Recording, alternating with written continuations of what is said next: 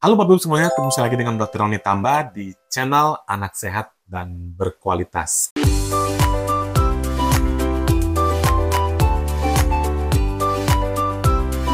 Kali ini, saya akan membawakan satu topik yang mungkin sangat related dengan keluhan orang tua tentang kenapa bayi saya ini sering atau gampang grok-grok. Nah, hal ini sering sekali dikeluhkan oleh orang tua, terutama pada bayi-bayi mereka yang baru lahir atau mungkin sampai usia 2 atau 3 bulan. Nah, ini merupakan topik kita kali ini. Namun seperti biasa Bapak Ibu semuanya, saya tetap mengucapkan terima kasih kepada Anda, Bapak Ibu yang sudah rajin menyimak materi-materi kami di channel Anak Sehat dan Berkualitas. Dan bagi Anda, Bapak Ibu yang mungkin saja baru pertama kali menyimak materi kami, jangan lupa klik tombol subscribe-nya, like, dan boleh di-share kepada orang-orang lain. Mana tahu ada sahabat, keluarga, atau siapapun yang membutuhkan materi ini. Sehingga mereka bisa mendapatkan manfaat yang sama. Yuk kita mulai pembahasannya.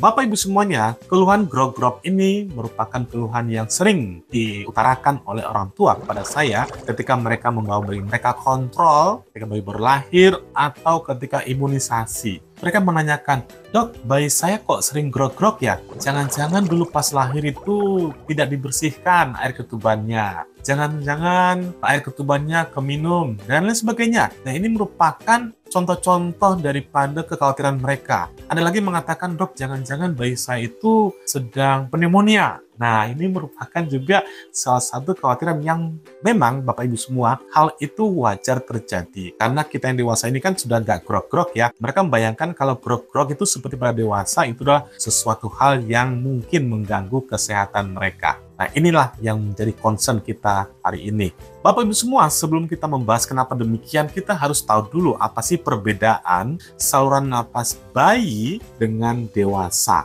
ya, atau anak yang lebih besar. Kita lihat pada gambar. Jadi, yang namanya saluran napas bayi itu ada 3 hal mungkin perbedaannya. Yang pertama adalah saluran nafas yang mereka itu masih lebih sempit ya dibandingkan dengan dewasa. Ya, kita lihat kalau yang dewasa ini ya, dia lebih lebar, sedangkan pada anak-anak dia lebih sempit. Sehingga nafas atau apapun yang lewat di sana tentu akan menghasilkan bunyi, apalagi kalau ada sumbatannya. Yang kedua adalah saluran nafasnya bayi itu masih lebih pendek dibandingkan dengan dewasa. Kita lihat pada gambar ya, lebih pendek dengan dewasa sehingga nanti itu juga akan membuat bunyi-bunyian seperti grok-grok ya. Jadi pendek, sempit, ini akan membuat bayi itu lebih gampang grok-grok. Yang ketiga adalah bahwa mulutnya si bayi itu relatif lebih kecil dibandingkan yang dewasa, dibandingkan dengan isi oromotornya ya, isi mulutnya, terutama lidahnya. Jadi karena sempitnya ini membuat semakin kecil lagi saluran nafasnya mereka. Jadi 3 hal ini yang akan membuat bayi itu akan gampang grok-grok. Nah, sekarang kenapa sih penyebab utama dari bayi grok-grok? Tadi yang pertama tadi ya, karena saluran nafas bayi itu masih sempit dan pendek. Yang kedua adalah karena adanya faktor lingkungan. Faktor lingkungan seperti apa? Yaitu faktor lingkungan yang kering dan terlalu dingin. Jadi ketika ada satu gangguan dari luar, maka tubuh kita, termasuk tubuh bayi itu akan membuat satu proteksi.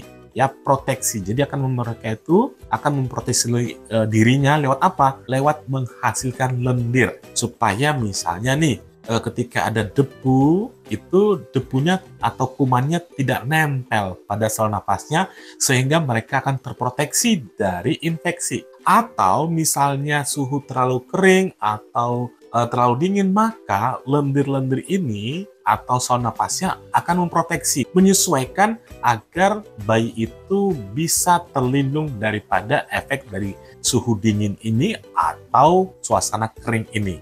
Karena adanya respon tubuhnya mereka memproteksi, akan menghasilkan lendir. Lendir ini akan numpuk pada saluran nafasnya mereka. Kita tahu tadi bahwa saluran nafas bayi itu masih sempit dan pendek. Yang inilah apabila mereka bayi itu bernafas akan terkesan bunyi grok-grok. Ini merupakan penyebab yang pertama ya. Yang kedua, pada bayi itu refleks menelan dan refleks dari mereka bernafas itu masih belum matang. Kadang-kadang hal ini menyebabkan mereka itu grog-grog. Bisa juga pada bayi yang lebih besar, misalnya usia 2 bulan sampai 6 bulan, ini bisa terjadi grog-grog karena apa? Karena paparan alergen. Apa saja contohnya? Contohnya misalnya Bapak Ibu semuanya adalah adanya asap. Nah, yang kedua debu-debu, misalnya dari karpet, boneka, bulu binatang. Ada juga misalnya dari polusi udara. Misalnya ketika Bapak Ibu membawa bayinya berjemur, nah ini juga akan berkesempatan mereka terpapar debu dan angin. Yang ini akan mengakibatkan mereka gampang grog-grog.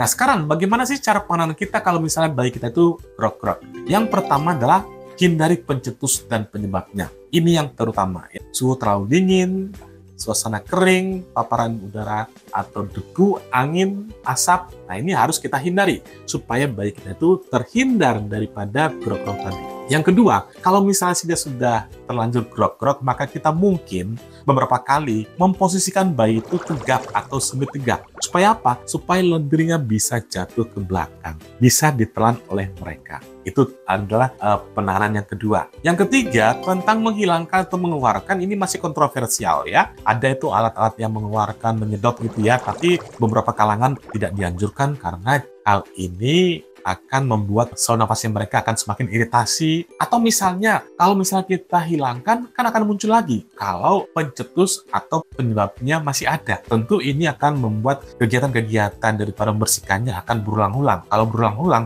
maka itu akan membuat iritatif pada saluran nafasnya mereka. Tapi yang terutama adalah hindari pencetus dan penyebabnya, dan mungkin kalau sudah grog-grog, posisikan semi tegak atau tegak.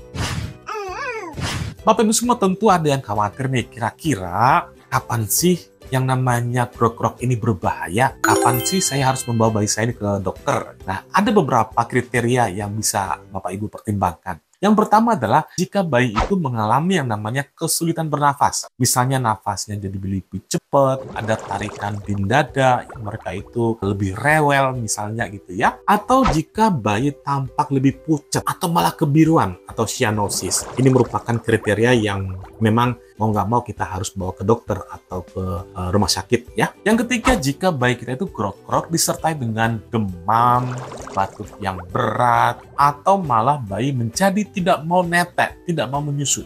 Nah, ini merupakan kriteria yang berikutnya ya. Terus jika suara grog-grog ini berlangsung terus-menerus ya, lama ya, bahkan bisa sampai 2 bulan, maka ini saatnya kita memang harus mau nggak mau bawa ke dokter. Karena apa? Ini bisa mengindikasikan ada beberapa kelainan atau gangguan kesehatan yang lain. Misalnya bayi mengalami namanya laringomalacia berat ya, atau GERD, atau juga gejala awal daripada alergi atau asma. Jadi ini merupakan parameter kapan kita harus ke dokter, kapan kita harus worry. Demikian Bapak Ibu semuanya, saya sudah paparkan tentang apa sih penyebab dan tata laksana bayi grog-grog ini. Mudah-mudahan materi bermanfaat buat kita semuanya. Bapak Ibu semuanya, salam sehat, dadah.